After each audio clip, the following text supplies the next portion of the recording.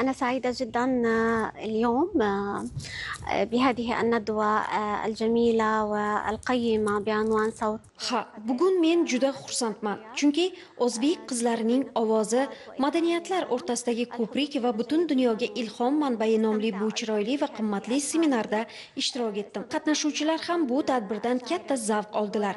Biz unda albatta shoir Nigora xonimni va xalqaro miqyosda tanilgan Shohida xonimni, shuningdek O'zbekistondan kelgan bir guruh talabalarni mehmon qildik. Bu kecha juda ajoyib va maroqli bo'ldi. Biz unda o'zbek tilini, milliy liboslarni, madaniy merosni va bu go'zal mamlakatni yanada yaxshiroq tanidik. Biz Al-Jasra madaniy va ijtimoiy klub rahbariyati bunday tadbirlarni o'tkazishdan faxrlanamiz va xursandmiz, chunki ular bizni dunyodagi boshqa xalqlar bilan yaqindan tanishtiradi. Bugun o'zbek xotin-qizlarining ovozi xalqaro maydonda yangramoqda. Ertaga esa bu ovoz butun dunyoda jaranglaydi. O'zbekiston qizlari do'stlik, ma'rifat va ilhom elchilaridir.